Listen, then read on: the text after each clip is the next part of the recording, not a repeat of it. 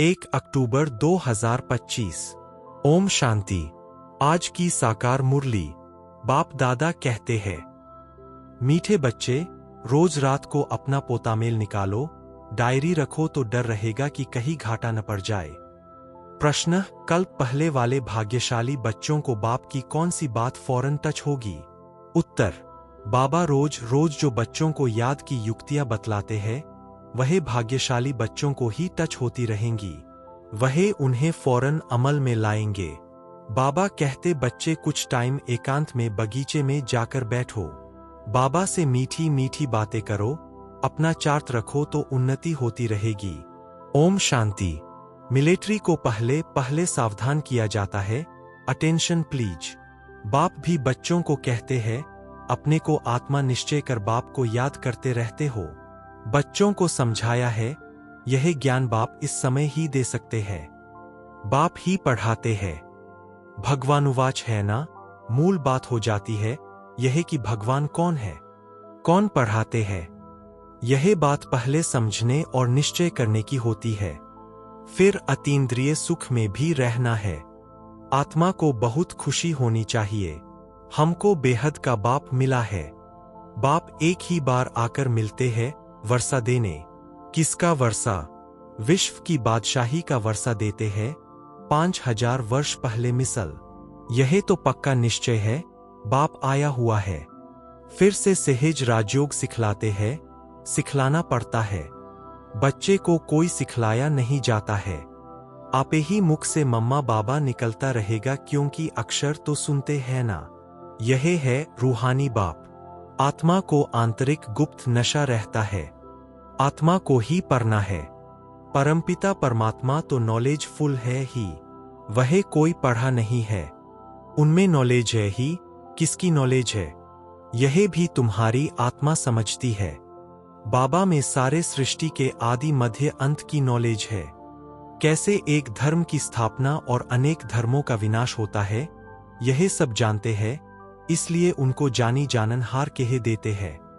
जानी जानन हार का अर्थ क्या है, यह कोई भी बिल्कुल जानते नहीं है। अभी तुम बच्चों को बाप ने समझाया है कि यह स्लोगन भी जरूर लगाओ कि मनुष्य होकर अगर क्रिएटर और रचना के आदि मध्य अंत ड्यूरेशन रिपीटेशन को नहीं जाना तो क्या कहा जाए।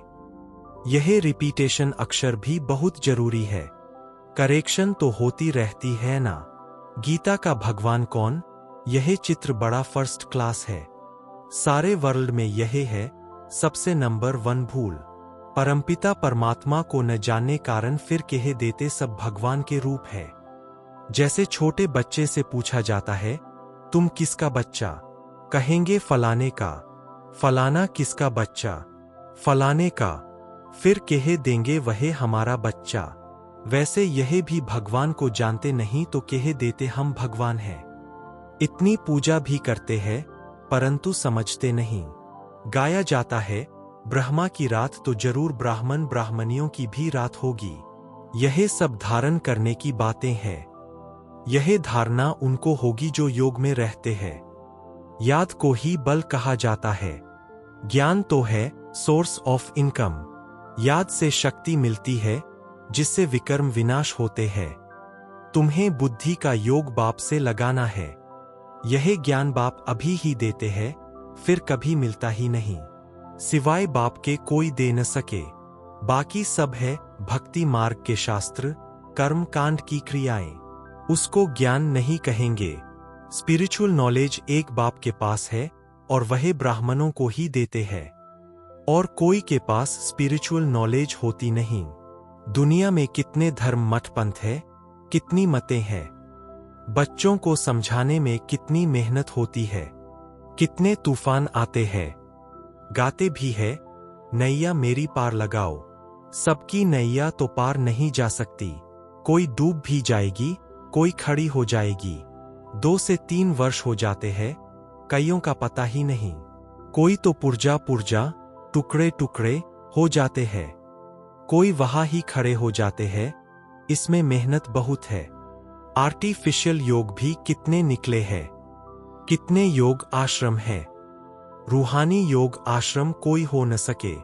बाप ही आकर आत्माओं को रूहानी योग सिखलाते हैं। बाबा कहते हैं, यह तो बहुत सहज योग है, इन जैसा सहज कुछ भी है नहीं। आत्मा ही शरीर में आकर पाठ बजाती है।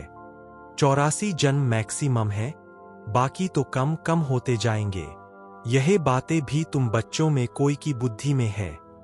बुद्धि में धारना बड़ा मुश्किल होती है। पहली बात बाप समझाते हैं, कहा भी जाते हो तो पहले बाप का परिचय दो। बाप का परिचय कैसे देवें, इसके लिए युक्ति रची जाती है। वह जब निश्चय हो तब समझे बाप तो सत्य है। जरूर बाप सत्य बातें ही बताते होंगे, इनमें संशय नहीं लाना चाहिए। याद में ही मेहनत है, इसमें माया अपोजिशन करती है। घड़ी घड़ी याद भुला देती है, इसलिए बाबा कहते हैं चार्ट लिखो, तो बाबा भी देखे कौन कितना याद करते हैं।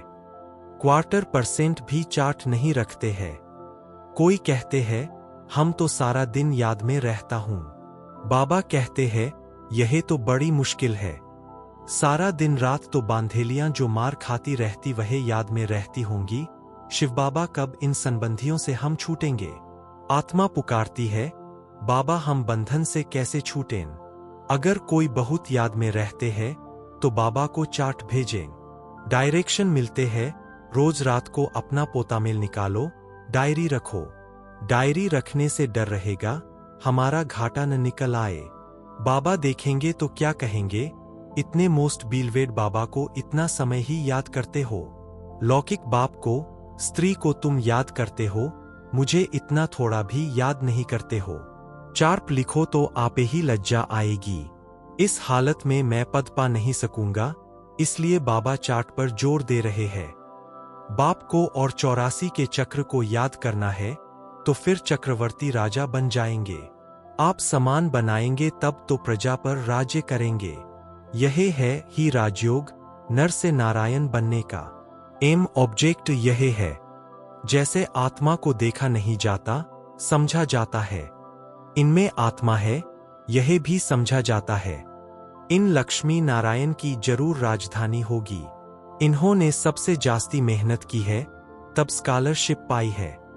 जरूर इन्हों की बहुत प्रजा होगी। ऊंचते ऊंच पद पाया है, जरूर बहुत योग लगाया है, तब पास विद ऑनर हुए। यह भी कारण निकालना चाहिए, हमारा योग क्यों नहीं लगता है।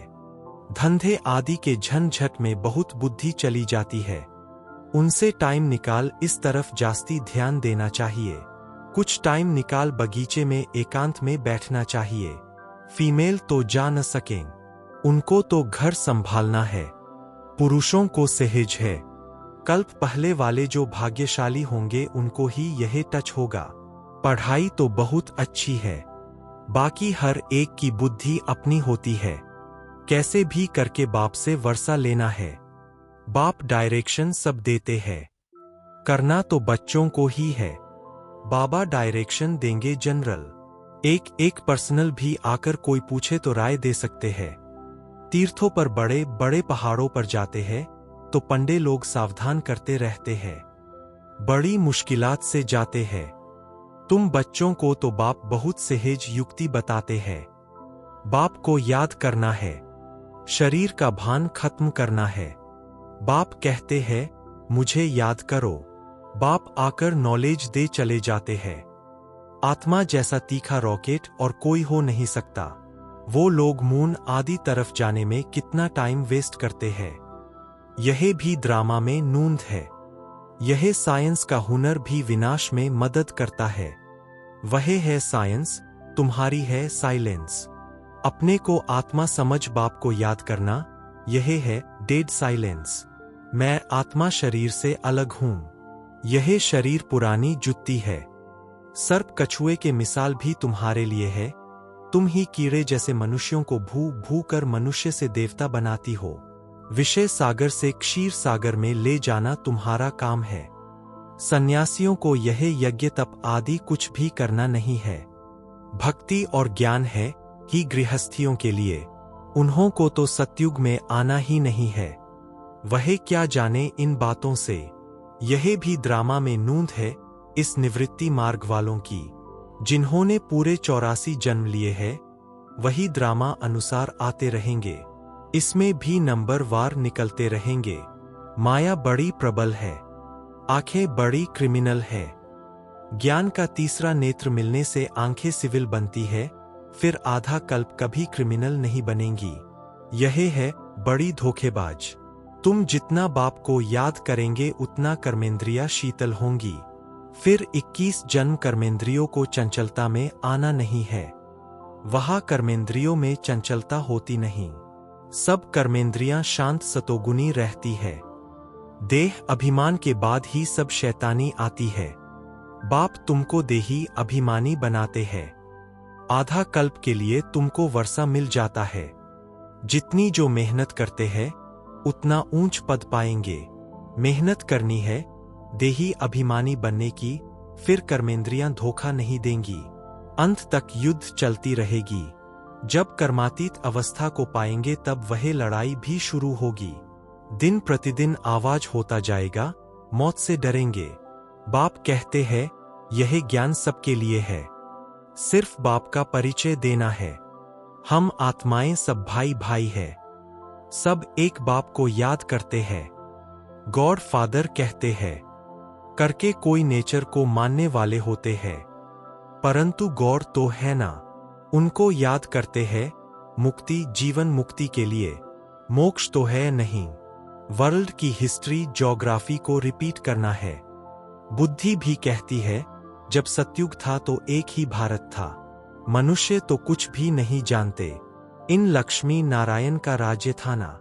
लाखों वर्ष की बात हो न सके, लाखों वर्ष होते तो कितनी ढेर संख्या हो जाती। बाप कहते हैं अब कलयुग पूरा हो, सतयुग की स्थापना हो रही है। वह समझते हैं कलयुग तो अर्जुन बच्चा है, इतने 1000 वर्ष की आयु है। तुम बच्चे जानते हो यह कल्प है ही 5000 वर्ष का। भारत में ही यह स्थापना हो रही है। भारत ही अब स्वर्ग बन रहा है। अभी हम श्रीमत पर यह राज्य स्थापन कर रहे हैं। अब बाप कहते हैं मामेकम याद करो, पहला पहला शब्द ही यह दो। जब तक बाप का निश्चय नहीं होगा तब तक प्रश्न पूछते रहेंगे। फिर कोई बात का उत्तर नहीं मिलेगा तो समझेंगे यह जानते कुछ भी नहीं और कहते हैं भगवान हमको पढ़ाते हैं, इसलिए पहले पहले तो एक ही बात पर ठहर जाओ।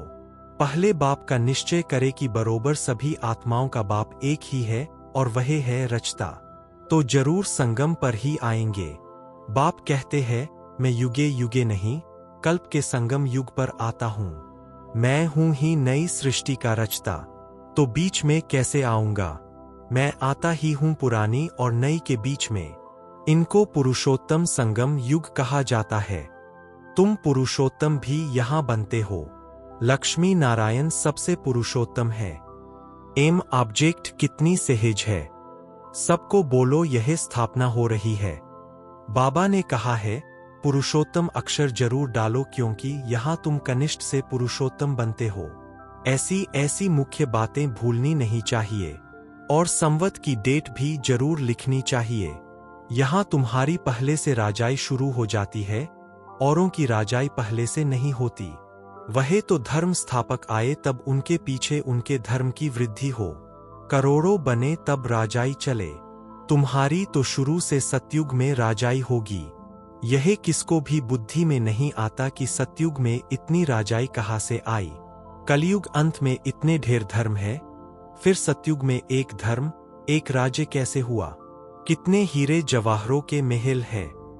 भारत ऐसा था जिसको पैराडाइज कहते थे। 5000 वर्ष की बात है। लाखों वर्ष का हिसाब कहाँ से आया। मनुष्य कितने मूंझे हुए हैं। अब उनको कौन समझाए। वे समझते थोड़े ही है कि हम आसुरी राज्य में है। इनकी देवताओं की तो महिमा सर्वगुण संपन्न। इनमें 5 विकार नहीं है क्योंकि देही अभिमानी है। तो बाप कहते हैं मुख्य बात है याद की।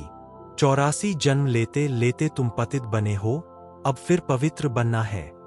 यह ड्रामा का चक्र है। अच्छा, मीठे मीठे सिकी लधे बच्चों प्रति मात पिता बाप दादा का याद प्यार और गुड मॉर्निंग। रूहानी बाप की रूहानी बच्चों को नमस्ते। धारणा के लिए मुख्य सार। 1. ज्ञान के तीसरे नेत्र को धारण कर अपनी धोखेबाज आंखों को सिविल बनाना है। याद से ही कर्मेंद्रियां शीतल सतोगुनी बनेगी, इसलिए यही मेहनत करनी है। 2. धंधे आदि से टाइम निकाल एकांत में जाकर याद में बैठना है। कारण देखना है कि हमारा योग क्यों नहीं लगता है। अपना चार्ट जरूर रखना है। वरदान: सहन शक्ति द्वारा अविनाशी और मधुर फल प्राप्त करने वाले सर्व के स्नेही भव। सहन करना मरना नहीं है, लेकिन सबके दिलों में स्नेह से जीना है। कैसा भी विरोधी हो, रावण से भी तेज हो, एक बार नहीं 10 बार सहन करना पड़े, फिर भी सहन शक्ति का फल अविनाशी और मधुर है। सिर्फ यह भावना नहीं रखो कि मैंने इतना सहन किया तो यह भी कुछ करे। अल्पकाल के फल की भावना नहीं रखो, रेहम भाव रखो, यही है सेवा भाव। सेवा भाव वाले सर्व की कमजोरियों को समा लेते हैं, उनका सामना नहीं करते। स्लोगन: जो बीत चुका उसको भूल जाओ, बीती बातों से शिक्षा लेकर आगे के लिए सदा सावधान रहो। अव्यक्त इशारे: स्वयं और सर्व के प्रति मनसा द्वारा योग की शक्तियों का प्रयोग करो। जैसे बाप दादा को रेहम आता है, ऐसे आप बच्चे भी मास्टर रेहम दिल बन अपनी मनसा वृत्ति से वायुमंडल द्वारा आत्माओं को बाप द्वारा मिली हुई शक्तियां दो। जब थोड़े समय में सारे विश्व की सेवा संपन्न करनी है, तत्वों सहित सबको पावन बनाना है, तो मनसा द्वारा तीव्र गति से सेवा करो, योग की शक्तियों का प्रयोग करो। अच्छा, ओम शांति।